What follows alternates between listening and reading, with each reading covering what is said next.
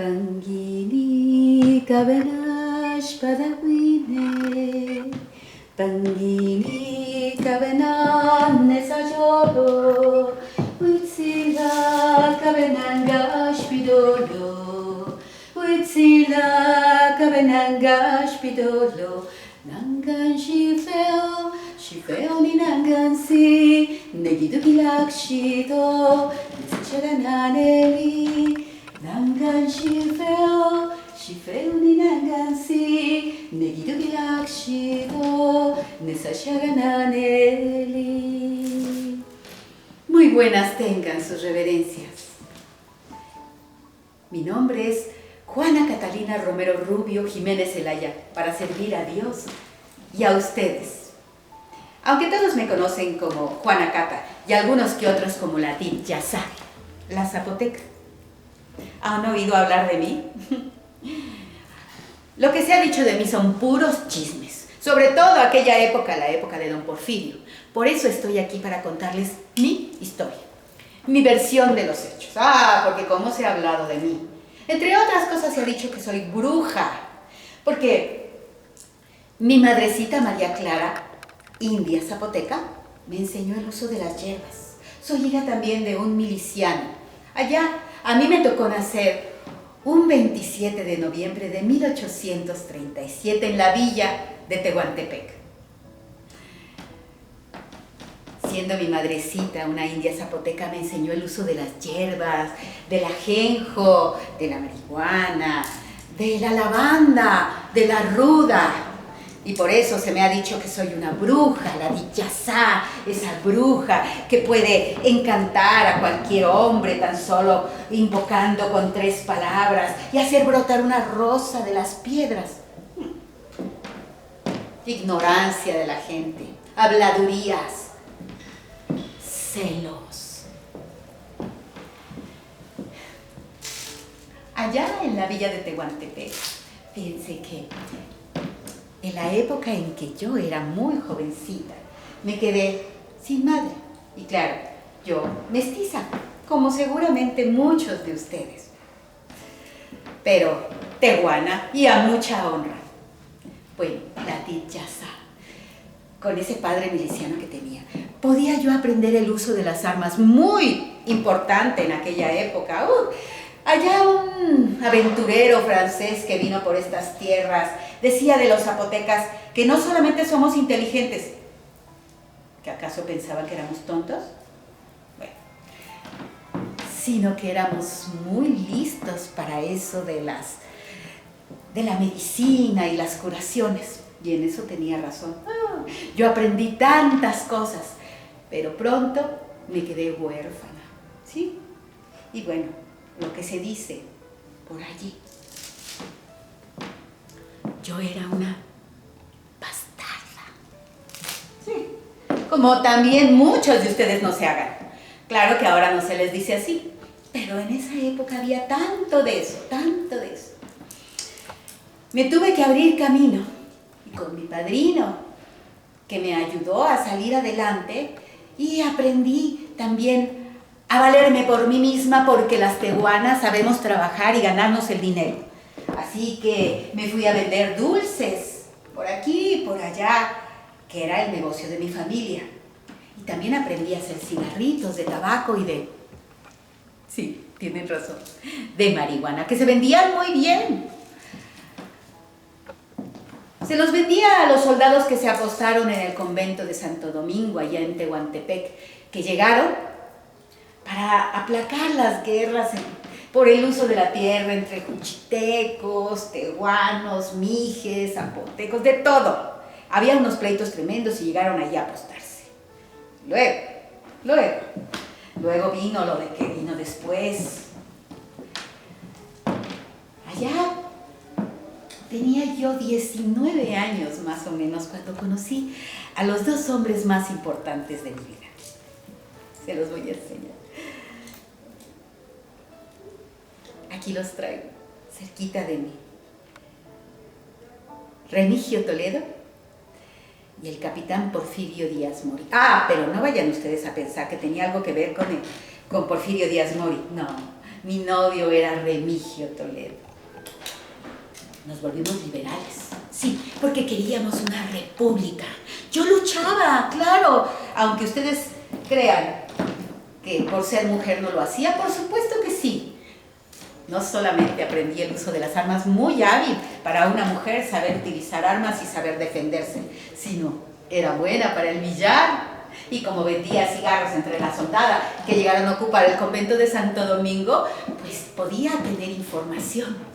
Así que la república que luchaba por tener un espacio fuera de la iglesia, porque la iglesia se había apoderado de todo. Y eso que yo soy católica, y muy católica, aunque una cosa es una cosa y otra, porque déjenme decirles que a nosotras las mujeres no nos dejaban estudiar, no.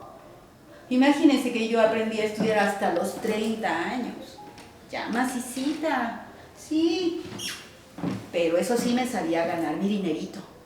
Y como de todos los barrios de Tehuantepec, solamente el de San Blas era liberal, pues se tuvo que pasar a Juchitán.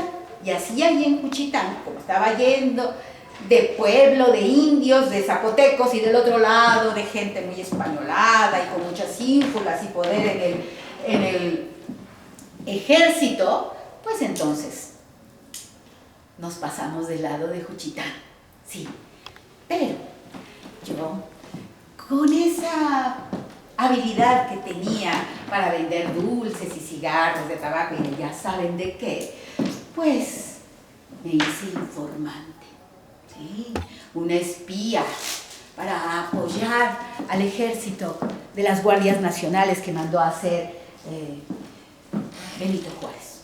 Bueno, en realidad fue Valentín Gómez Farías para quitarle tanto poder a la iglesia, porque la iglesia, ustedes deben de saber, que era dueña de todo. Fíjense, cuando este país se hizo independiente, ¿qué quedó? La iglesia con un poder enorme. Antes le tenía que pasar sus informes al virrey y al rey. Pero una vez que ya no había rey ni virrey a quien darle cuentas, pues eran dueñas de casi todo. Fíjense, eran dueños del registro civil, dueñas de la educación para los hombres, dueñas de la banca y de grandes extensiones de tierra y de todas las propiedades lujosas del país. O sea, prácticamente eran dueñas de todo. Y ustedes saben que quien tiene la información, la educación, las bibliotecas, pues es dueña de las almas. Yo, como mujer liberal, peleaba del lado del gobierno del licenciado Benito Juárez. Ay, pero luego vino aquella terrible situación donde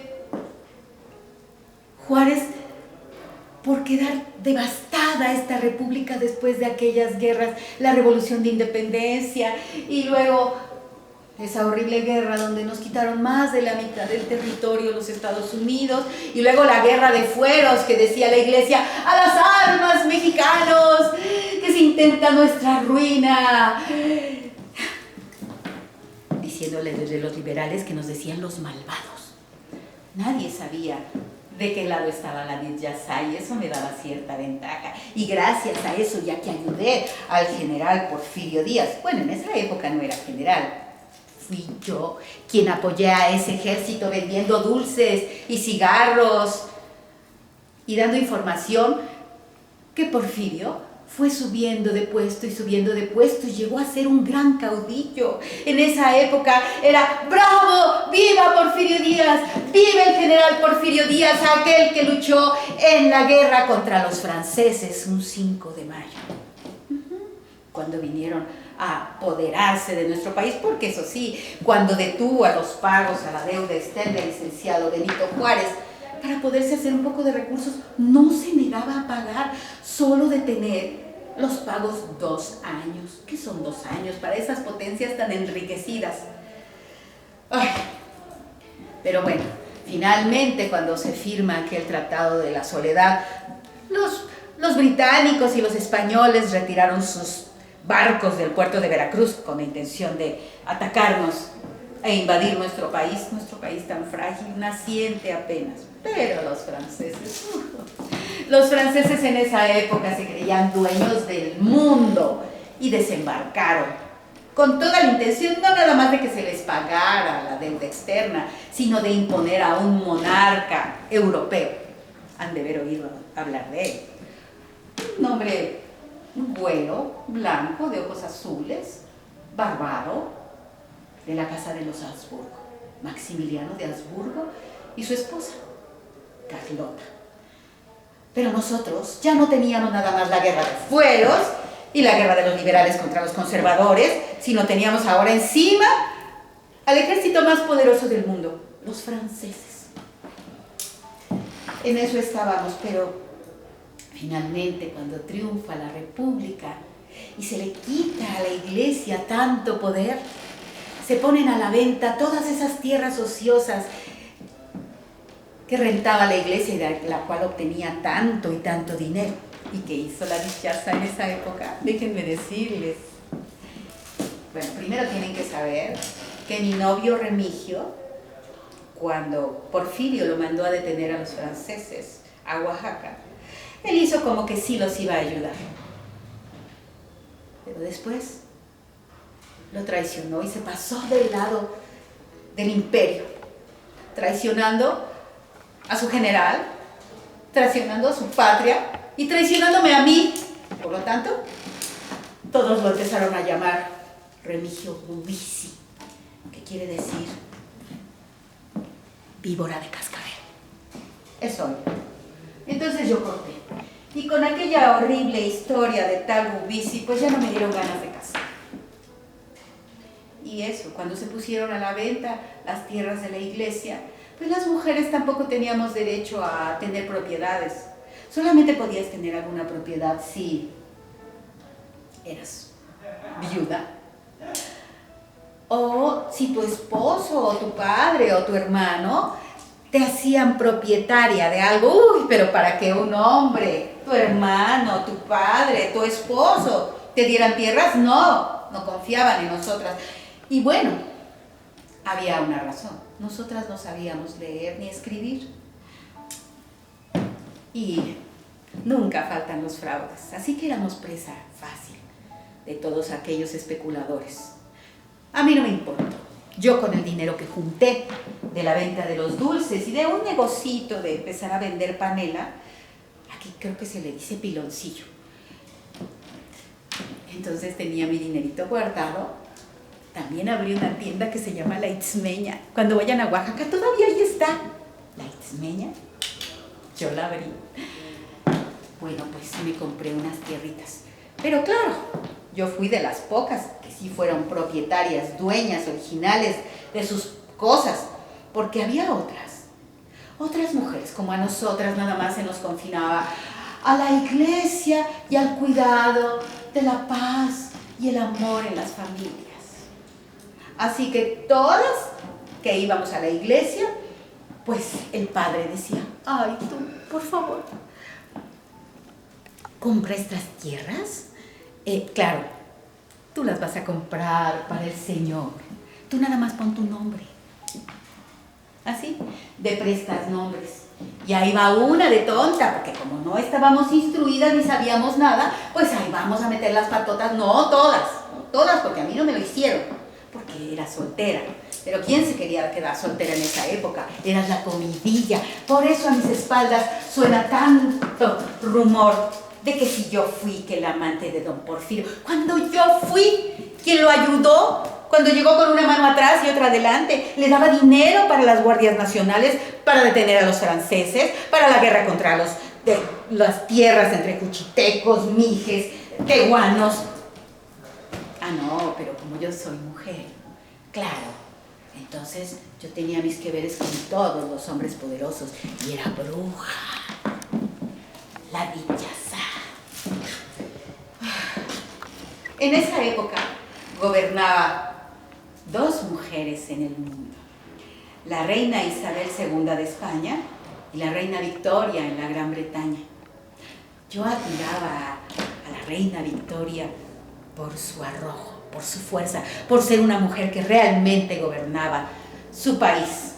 Así que le tomé como modelo y me comporté con una extraordinaria rectitud para que la gente no hablara de mí. A los hombres no les importa obrar con rectitud. Ya ven, el Bubisi ese y tantos traidores que estuvieron en estas tierras. Y sigue habiendo. Cuidado, mucho, mucho cuidado. Ah, no, una mujer se tiene que comportar de una pieza, porque si no, has habladurías. Y la gente no confía en una. Aunque una haya formado una nación, aunque una haya luchado del lado de los liberales, aunque una haya financiado el ejército de las guardias nacionales en el Istmo de Tehuantepec, y no solamente eso, protegerlo. El Istmo de Tehuantepec era un lugar pedregoso por donde pasaban los carretones jalados con bueyes, llenos de maleza, de fieras animales y de fieras de otros animales, y las guerras intestinas en el país. Pero era el lugar más estrecho para cruzar de un mar a otro mar. Y le tenían ojo puesto las potencias de aquella época, que eran los Estados Unidos, eran los franceses, los ingleses, todo el mundo quería pasar por ahí. Y los franceses, que les digo que se sentían los dueños del mundo, mandaron a un investigante, a un sacerdote, sabiendo que nosotros éramos muy católicos, para abrirles las puertas y que confiáramos. Y ahí va el sacerdote en Charles Septim Ossian. Bueno, ese señor llegó con la intención de ver cómo estaba el territorio y mandar sus informes. Pero gracias a que mi padrino me contó que antes de la independencia en la independencia, fue por ahí por la independencia, vino un alemán que se llamaba Humboldt. Él también como investigador y a ver así, y hacer mapas y checar todo lo que, bueno, revisar todo lo que había aquí de plantas saludables, bueno, un estudio, un estudio muy profundo de nuestras tierras. ¿Qué hizo después? Esos mapas se los vendió a los Estados Unidos.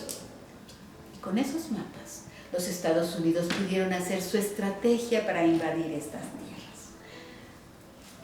Cuando vi a ese francesito, que venía a pasearse a Oaxaca, pues ustedes si han ido a Oaxaca saben que nosotros los recibimos con los brazos abiertos, pero cuidamos lo nuestro. Así que yo lo paseé por aquí, por acá, por allá, siempre cuidando de no enseñarles los lugares más importantes y estratégicos. Ya me había yo pasado una guerra para eso, ¿no? Y había sido informante, así que sabía qué no enseñarle y qué sí enseñarle. Bueno, eso fue la comidilla en Tehuantepec y en Juchitán. La dichaza se está juntando con ese francés. Seguro tiene cosas que ver con él. Ni no sabían que yo estaba defendiendo nuestra tierra. No, pero como yo soy mujer, pues claro, no se podía pensar otra cosa ni confiar en mí. Finalmente, se enfermó el tal francesito. Y yo lo curé con un atole real, receta de mi amasita María Clara. Se curó. Y se fue. Después andaba diciendo en un libro que escribió, Mis memorias por el Istmo de Tehuantepec, que la dichaza era una mujer esbelta, morena, parecida a la Malinche, a la diosa Isis y a Cleopatra. Háganme ustedes favor, ni las conoció.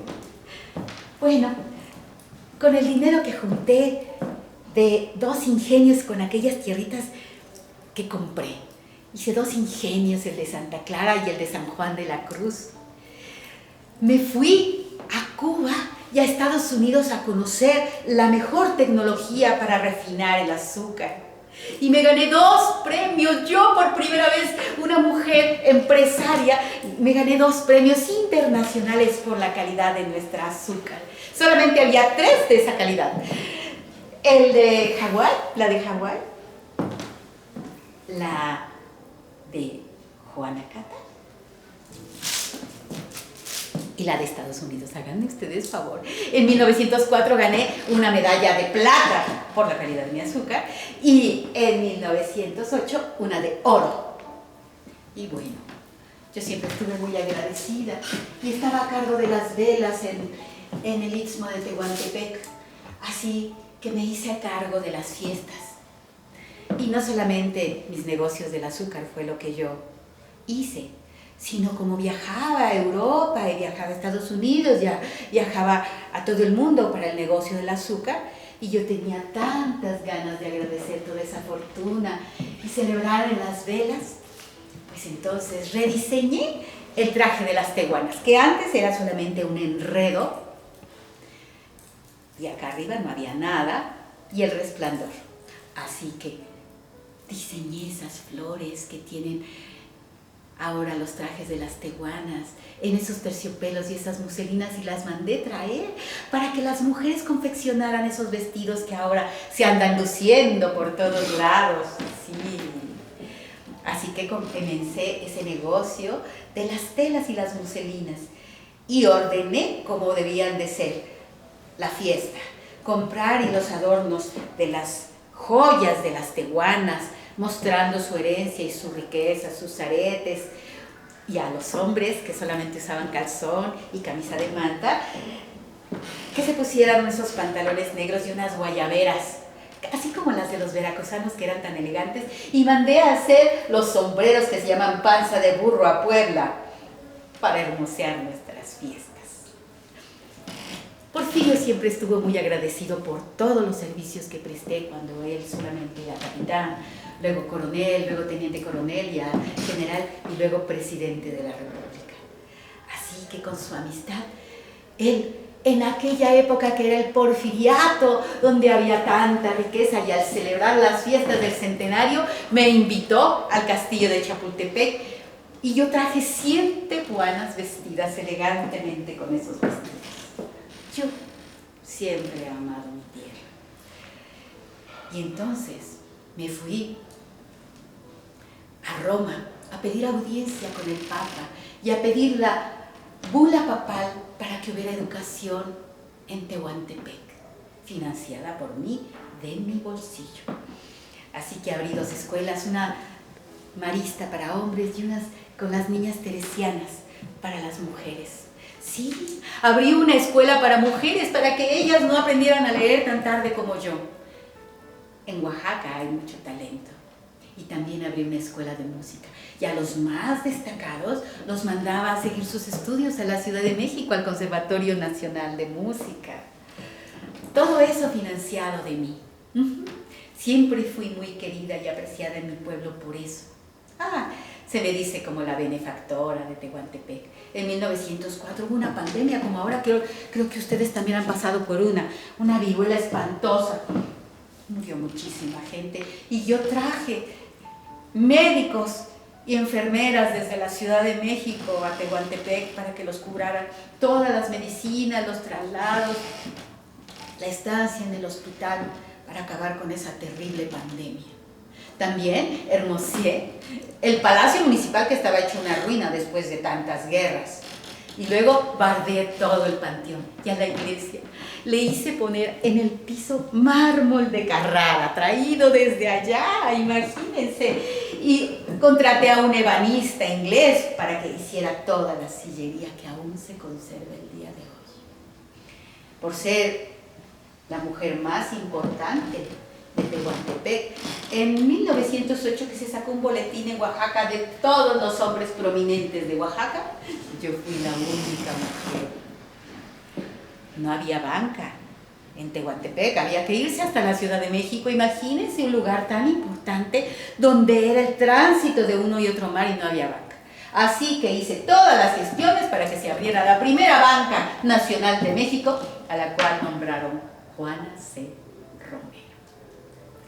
Se ha dicho muchas veces que soy la benefactora de Tehuantepec, así me ponen sentadita. Hay una estatua ahí en Tehuantepec donde está Juana Cata, la benefactora de Tehuantepec. A mí se me ocurrió abrir el 6º año de primaria, no a ese tal Vasconcelos, que también es oaxaqueño, pero él es hombre, entonces ¿cómo le iban a dar el lugar a una mujer, verdad?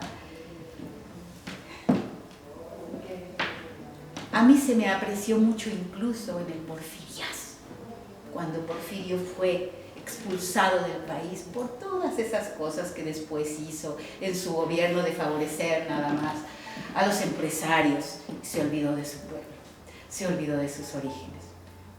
Pero déjenme decirles que yo nunca terminé mis relaciones con Porfirio.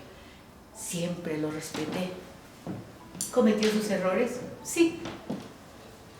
Pero también cometió muchos aciertos. Por ser esa mujer tan importante en el Istmo, él confió en mí para hacer todas las gestiones, para hacer el tren transísmico. A mí me tocó hacer todas esas gestiones y estar en la inauguración. Si ustedes ven, hay una película, ahí salgo entre la bola, porque claro, pues ¿quién era Juana Carter? Pues nadie, solamente allí una empresaria más. También luché por los derechos de los trabajadores, sí, por mejorar sus salarios. Nadie me hizo caso. ¿Quién me iba a hacer caso si todos estaban llenándose los bolsillos a manos llenas? A mí siempre me importó mi pueblo y yo quería mejorar sus condiciones de trabajo. Por eso, cuando empezó aquella revuelta, la bola, la revolución, entraban a todas las haciendas de Oaxaca y la mía fue respetada. Sí, a mí me respetaron por ser la benefactora de Tehuantepec. En aquella época a los empresarios no se les pedía que invirtieran en cosas sociales. No, a mí se me ocurrió por mí misma, porque siempre he amado mi pueblo, la hermosa Oaxaca. Me gustaría que no me recordaran como la benefactora de Tehuantepec o la amante de don Porfirio, sino la promotora del desarrollo económico, social, cultural del Istmo de Tehuantepec, Juana Catalina Romero, una mujer tehuana, oaxaqueña y mexicana. Pangini kabenash padahuine, pangini kabenan nesayolo, huitzila kabenangash dodo, huitzila kabenangash bidodo, nangan shifeo ni nangansi, negidugilak shido, nesashagananeli, nangan shifeo ni nangansi, negidugilak shido, nesashagananeli.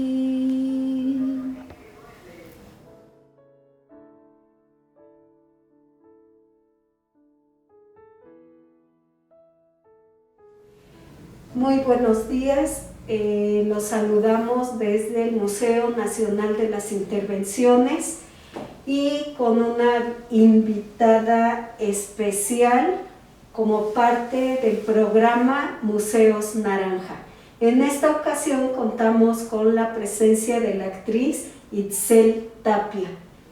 Muchas gracias por estar en esta ocasión con nosotros y bueno, quisiéramos saber muchas actividades conocer actividades de las que tú realizas, pero primero quisiéramos saber cuál es tu profesión.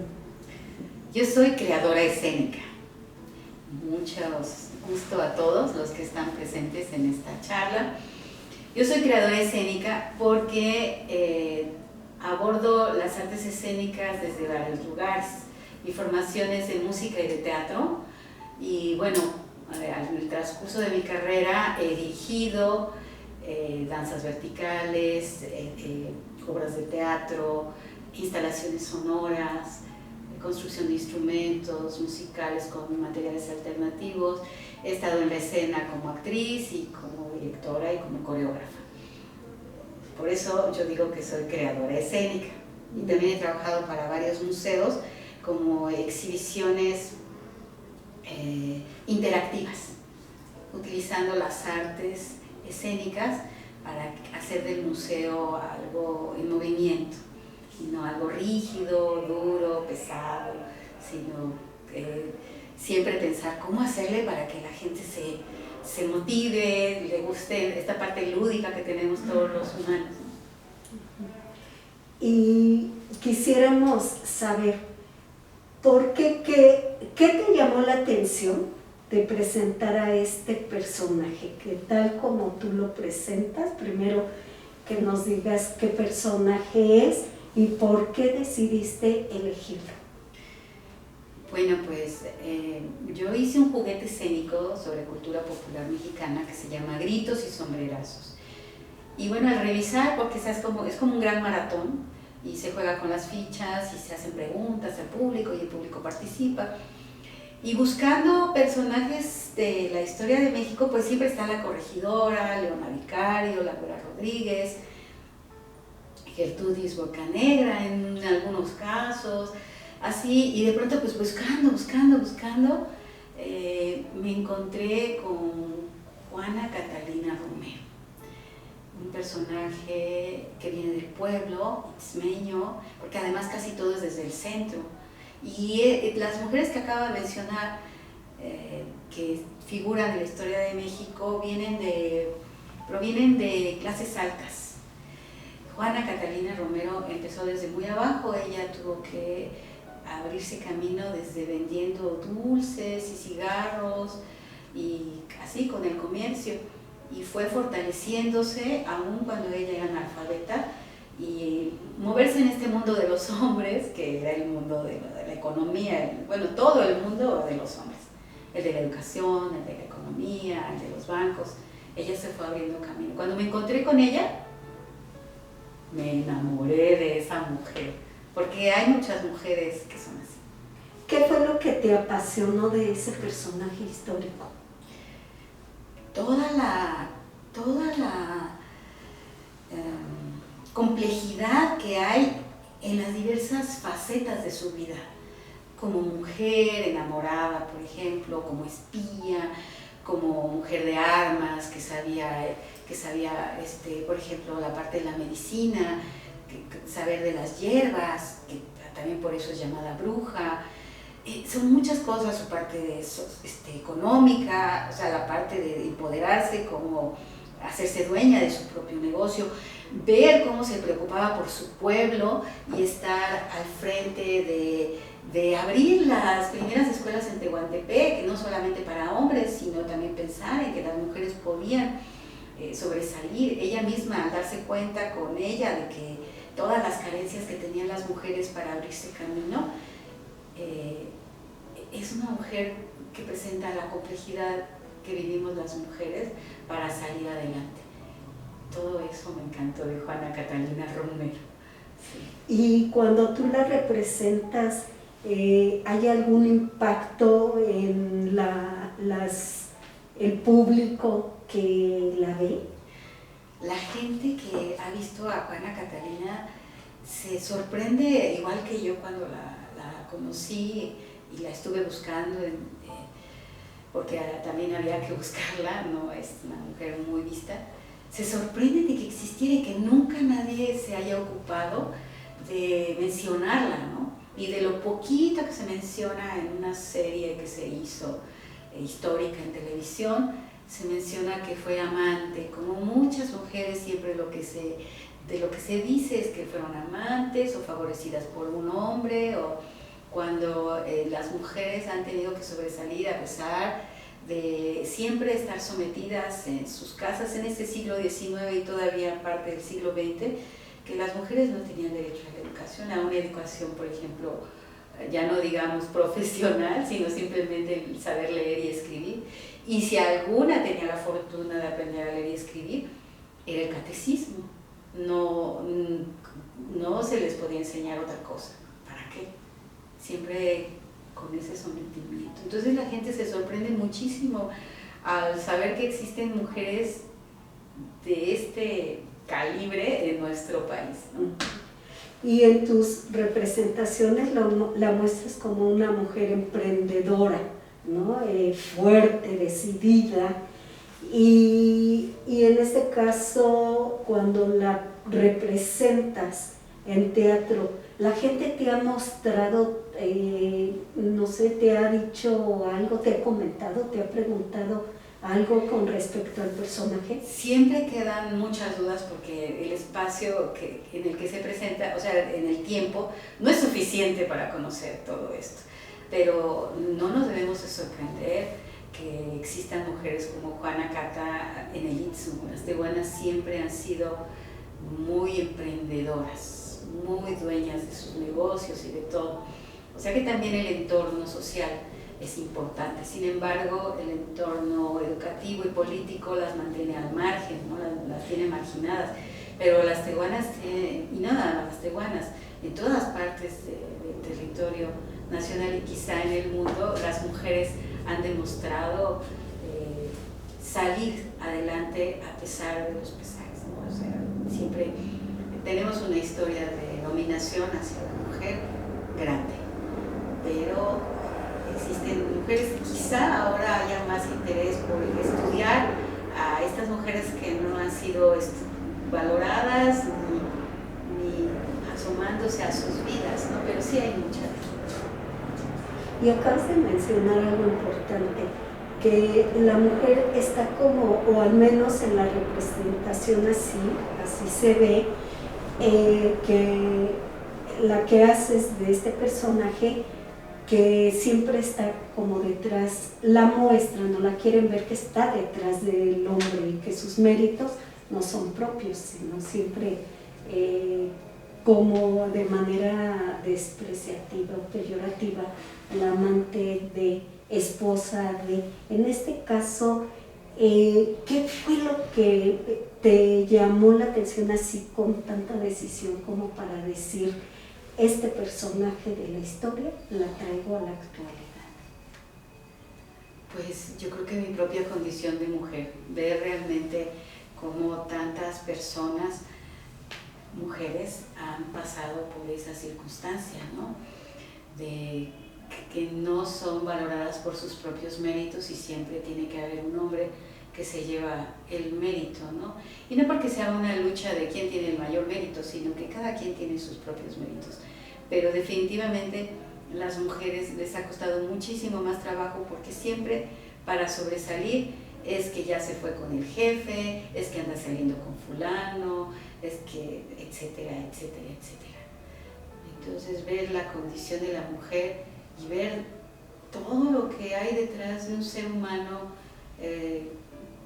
luchando, pues su propia lucha, porque no nada más luchó en el ejército liberal y contra los franceses, sino luchó ella misma una lucha como mujer y también como una lucha por brindar al pueblo de Tehuantepec, al Istmo, un mejor lugar dentro de la República, porque también casi pues, las escuelas en el centro, los grandes colegios y esas poblaciones pues muy abandonadas, ¿no? Entonces ella aparte que tuvo esa visión, cuando uno se encuentra a mujeres así, dice, bueno, es por ahí, ¿no? Es por ahí por donde hay que hacerlo, no nada más por uno, porque también están las personas que con una parte protagónica de yo y mis medallas y mis triunfos y no sé qué, y estas personas que piensan en los demás, o sea que también esta cosa de no nada más para mí, eso es una cosa que también no todos los héroes nacionales se ve ese trabajo comunitario, ¿no? En los pueblos como Oaxaca, y ahí está la Guelaguetza, ¿no? Está siempre el trabajo comunitario. Eso también es una mujer de su tiempo, de su pueblo, y con unas enormes ganas de triunfar y de cambiar las cosas, y logró cambiarlas. Definitivamente, cuando ella era niña, cuando ella murió, hubo enormes cambios en el Istmo de Tehuantepec. ¿Tú como actriz en algún momento te has visto obstaculizada para poder desarrollarte en este medio?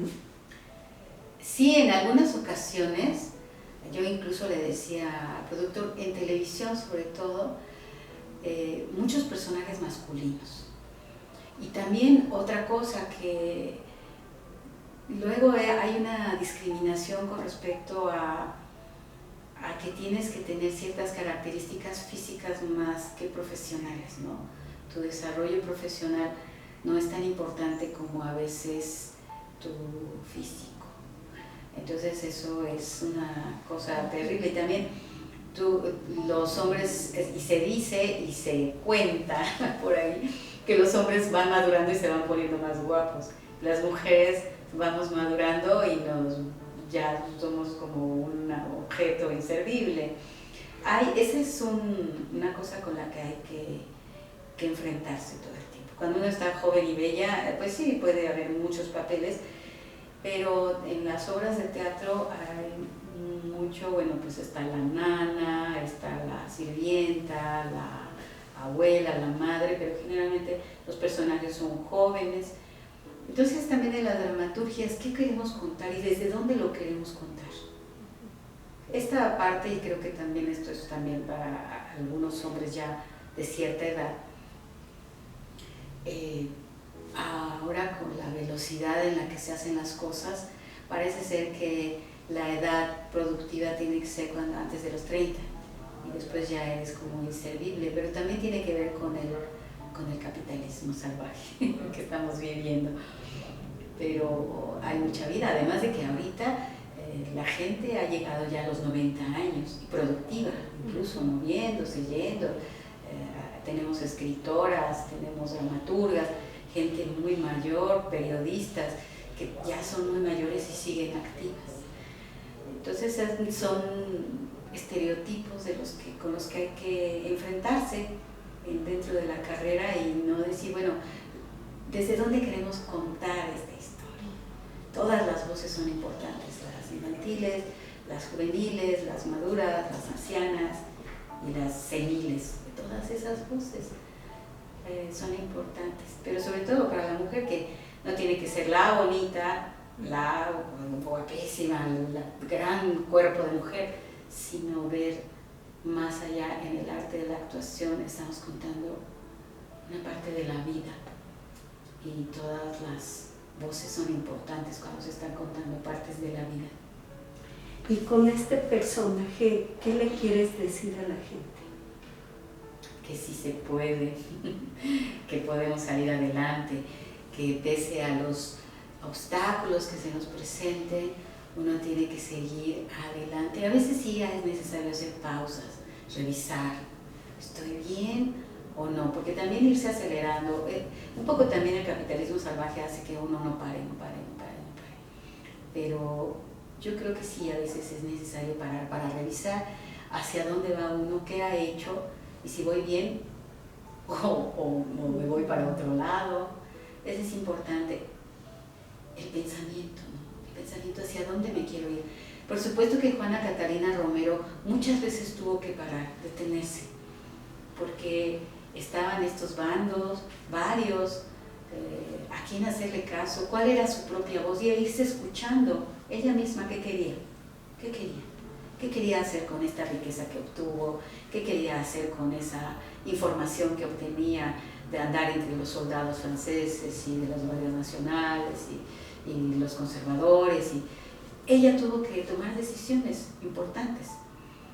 Entonces yo creo que lo que yo quiero decir con este personaje, representarlo, tomar su vida prestada, doña Juana Cata, es mostrar que hay que ir hacia adelante, pero pensando hacia dónde vamos a ir. No yéndonos así automáticamente como más y más. Detenerse. Sobre todo que ahora, con tanta información que nos llega por medio de las redes sociales, a veces uno no tiene tiempo de pensar. Y yo creo que el pensamiento es una de las grandes virtudes que tiene el ser humano para apropiarse de su vida y no dejar que se apropien de nuestras vidas. Igual siguen siendo los grupos de poder. Tiene uno que saber hacia dónde va y de qué lado está y por qué está haciendo lo que está haciendo. ¿Cómo adaptas tu vida profesional con tu vida privada, tu vida familiar? Bueno, ahorita es fácil porque mis hijos son grandes, pero cuando eran pequeños era una cosa muy complicada. Cuando no tenía niños, pues andaba del tingo al tango y podía hacer lo que quisiera. Luego tuve niños pequeños y esto sí es una cosa tremenda, tremenda. Yo, claro que utilicé las guarderías, tenía acceso a la guardería para actores y entonces, bueno, sí se pudo poder hacer eso. La guardería a veces podía ser de 24 horas, pero hay un costo. Hay un costo. Yo con mis compañeras actrices que también han sido madres, no todas tienen un acuerdo con el papá de hacerse cargo mitad y mitad. Muchas no tuvieron eso. Yo sí tuve eso durante un tiempo y luego ya no. Hubo recorte de personal en mi familia y entonces ya no. Y entonces es muy difícil, es muy complicado y bueno, se necesitan muchos frentes. Se necesita, bueno, la parte profesional, toda esta parte que yo hago, de que también escribo y que investigo y para cualquier proyecto que yo hago eso, me gusta muchísimo esa parte. No solamente ejecutar, sino investigar y hacer mis propios proyectos requerían mucho tiempo. Entonces necesitaba, pues, transporte para los niños, una persona que ayudara en la casa y eso. Y luego las contribuciones a mi trabajo luego no eran como para cubrir todos esos frentes. Entonces uno se vuelve así como que el circo de muchas pistas y no siempre uno puede cubrir todo, ¿no? Entonces sí hay un costo allí. Mi hijo me reprochaba que no podíamos estar juntos mucho tiempo. ¿Por qué no podemos ser una familia normal? Porque en vacaciones, todo el mundo se iba de vacaciones y yo tenía trabajo, porque estoy del lado de esta parte que tiene que ver con disfrutar del tiempo libre, el teatro para el tiempo libre, ¿no? El teatro los fines de semana o en las noches. Pero así sucede, ¿no? Siempre yo creo que para hacerse cargo de una familia se necesitan muchos trabajos que no se valoran y que las mujeres han tenido que cubrir, ¿no? Sí, es de 24 horas eso, los 365 días del año.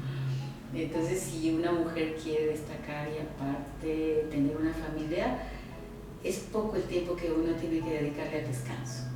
Es muy poco el tiempo de descanso. Y sin embargo, yo conozco muchas mujeres que han hecho eso o que hemos hecho eso, pero amamos nuestra profesión tremendamente y nos vamos hacia adelante así, y nos organizamos. Y también he de decir que siempre he tenido una red de mujeres que nos apoyamos las unas a las otras. Eso también es importante decirlo, porque también durante un tiempo nos han querido meter, así inyectar que las mujeres somos enemigas y competimos. Y eso no es cierto, en mi vida no ha sido así. Al contrario, yo siempre he tenido muchas amigas que nos hemos ido apoyando las unas a las otras. Y no precisamente con dinero, a veces es con tiempo, a veces es con apoyo moral, a veces es así como, aquí estoy, yo te escucho, yo le hago así, o sea, vamos a hacerle así, te llevo un caldo de pollo, así, y ahí vamos, ahí vamos. Entonces, las redes son muy importantes, no estas redes que tenemos así que son de caricatura, 2000 amigos tengo en mis redes sociales y conoces a 40, no, redes de verdad. ¿Has trabajado en televisión o en radio? Sí, he trabajado en radioteatros, en televisión, haciendo las telenovelas, he hecho títeres para televisión, los títeres para televisión en varios programas de televisión, uno en Plaza Sésamo, por ejemplo, que me encanta trabajar en Plaza Sésamo, es una cosa. Los títeres para televisión, que es una cosa hermosísima, hermosísima, y luego títeres afuera, y luego teatro en miniatura para presencial también, y así, he hecho también cine, así, de todo un poco, de todo esto de la profesión de las artes escénicas, ¿no?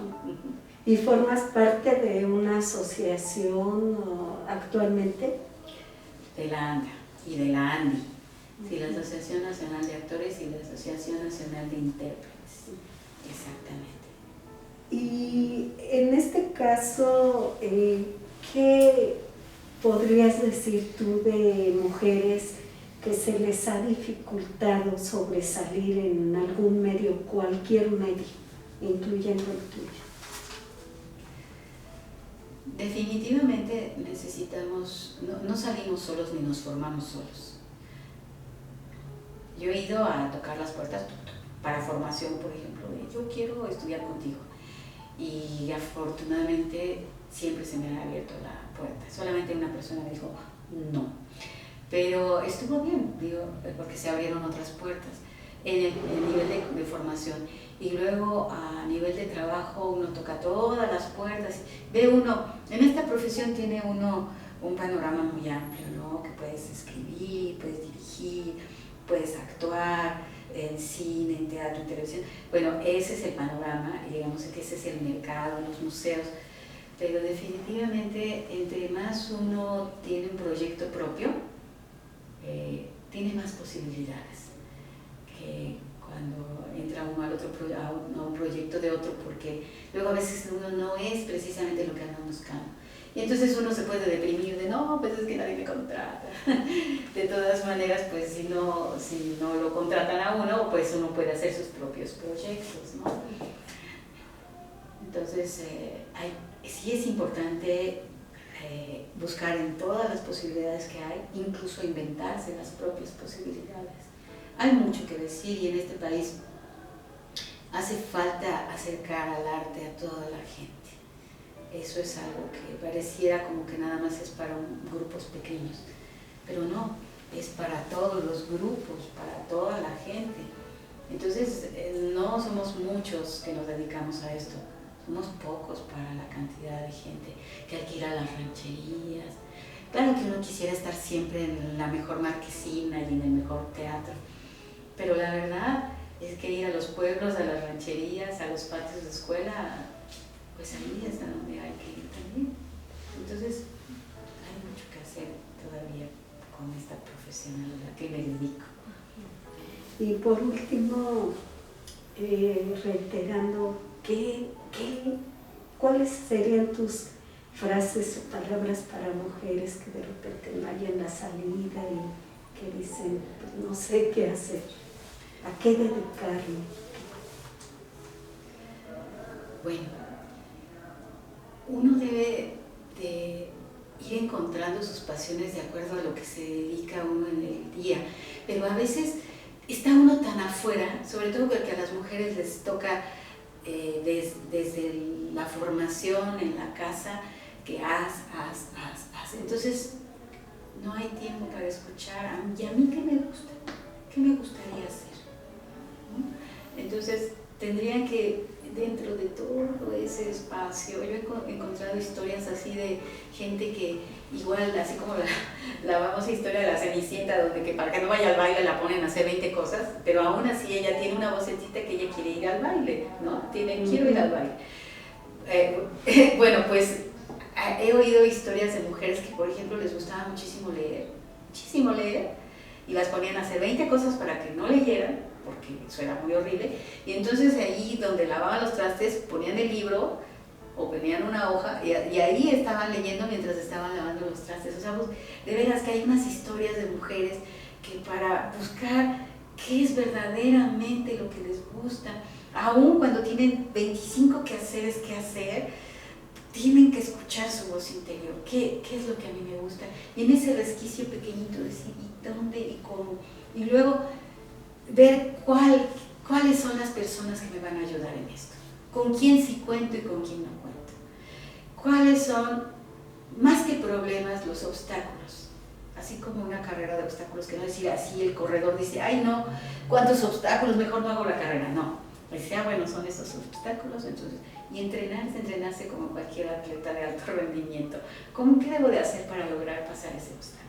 Por aquí, por acá, y ser como el agua, porque luego hay un obstáculo y una fuerza por ahí, a fuerza, ¿y qué tal si como el agua damos la vueltecita a la piedra? Pero, y lo digo de verdad por experiencia propia, uno no se hace solo, uno tiene mucha gente alrededor que le ha ayudado a llegar a donde está. Y por último, si alguien quisiera seguir tu trabajo, ¿en dónde pueden investigar más sobre? Bueno, yo Yo tengo mi página de Facebook que es Itzel Tapia y tengo en Instagram tengo I'm Itzel Tapia, porque ya había otra Itzel Tapia, entonces tuve que poner I'm Itzel Tapia. Entonces estoy en esas dos. Ajá. Bueno, pues no sé, otra cosa algo más que quieras agregar, comentar. Pues que hay que escucharnos también, escucharnos. Las mujeres tuvieron en algún tiempo, sobre todo las privilegiadas que se ponían a bordar en las tardes, así se escuchaban ellas, ¿no? Yo creo que eso también hizo que se fortalecieran mucho. Hay que escucharnos. Eso es una cosa muy importante, pero escucharnos de verdad, no perdón, porque sé que ahorita todo el mundo está muy enfrascado en la tecnología, pero en la tecnología hay mucha basura. Entonces también había un personaje en la Revolución Francesa que se llamaba el búho, y entonces él, en vez de leer los periódicos, iba a todos lados porque podía entrar con la corte y podía estar con el pueblo, y él iba recogiendo toda la información. Yo creo que es un momento en que hay tantas voces que hay que regresar a la escucha del ser humano, no de las máquinas. Y bueno, las bibliotecas, las verdaderas bibliotecas, no Wikipedia, también tienen muchas cosas, muchas voces, pero sobre todo tenemos una voz interna, esa también hay que escuchar. Muchas gracias Itzel por estar con nosotros. Gracias a ustedes y los esperamos el próximo mes con un invitado más dentro del programa Museos Naranja. Gracias. Gracias.